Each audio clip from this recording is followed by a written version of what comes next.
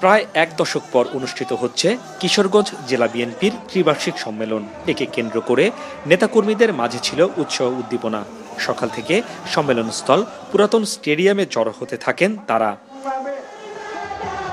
দুপুর 12:30টার দিকে বিএনপি মহাসচিব মির্জা ফখরুল ইসলাম আলমগীর জাতীয় ও দলীয় পতাকা উত্তোলনের মধ্য দিয়ে শুরু করেন প্রথম অধিবেশন।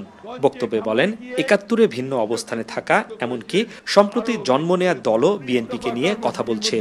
অতীতে বিএনপিকে ভেঙে ফেলার ষড়যন্ত্র সফল হয়নি, বরং ষড়যন্ত্রকারীরাই পালিয়েছে। বিএনপি ৪৭ বছর যা কিছু ভালো তা সবকিছু দিয়েছে এই বিএনপি বাংলাদেশকে। সম্মেলনে দ্বিতীয় দফা দেয়া বক্তব্যে দলের মহাসচিব অভিযোগ করেন, বিএনপিকে ইসলাম বিরোধী হিসেবে অপপ্রচার চালানো হচ্ছে। পিআর সহ নানা দাবিতে আন্দোলনে নামা জামায়াতে ইসলামীর সমালোচনা করেন তিনি। এই দেশ যেন স্বাধীন না হয় তার জন্য আপনারা কাজ করেছেন, হত্যা করেছেন, গণহত্যার সঙ্গে অংশ নিয়েছেন। কিছু মনে করবেন না, আপনারা আওয়ামী লীগের সঙ্গে আতাত করেছিলেন 1996 সালে বিএনপিকে ক্ষমতা থেকে সরানোর জন্য।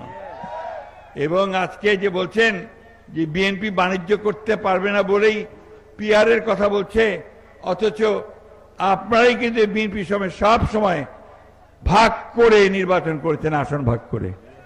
অতীতের কথা ভুলে গেলে চলবে না, এগুলো বাস্তবতা।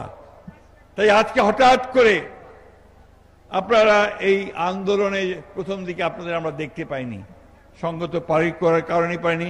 আপনারা বলেন না যে আপনাদের বেঁচে থাকার তাগিদে, নিজেদেরকে রক্ষা করার তাগিদে আপনারা আন্ডারগ্রাউন্ড চলে গিয়েছিলেন। আমরা আন্ডারগ্রাউন্ডের পার্টি নই।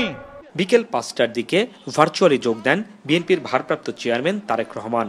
বক্তব্যে বলেন, বিএনপিকে নিয়ে অনেক ষড়যন্ত্র হচ্ছে, মিথ্যা অপপ্রচার চালানো হচ্ছে। অদৃশ্য শক্তির বিষয়ে নেতাকর্মীদের সতর্ক থাকার নির্দেশ দেন তিনি।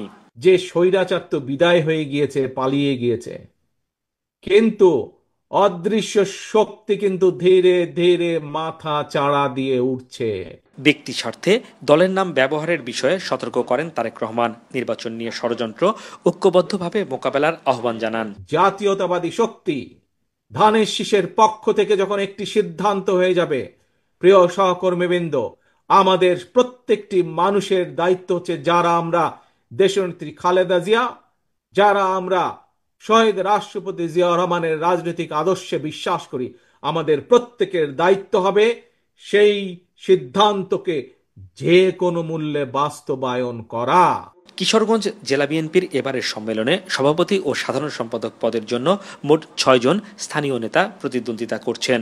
দলের ভেতরে অভ্যন্তরীণ গণতান্ত্রিক চর্চা বাড়াতেই কিশোরগঞ্জ জেলা বিএনপির এই ত্রিবার্ষিক সম্মেলনটি অনুষ্ঠিত হচ্ছে ভোটের মধ্য দিয়ে। আর এই সম্মেলনে আসা বিএনপির সিনিয়র নেতারা বলছেন, আসছে ফেব্রুয়ারি নির্বাচন ঘিরে ষড়যন্ত্র শুরু হয়েছে। অতীতের মতোই বিএনপি নেতাকর্মীদের ইস্পাত কঠিন দৃঢ় ঐক্য ধরে রাখতে হবে। হাসনাইন তানভীর, মাছরাঙা সংবাদ, কিশোরগঞ্জ।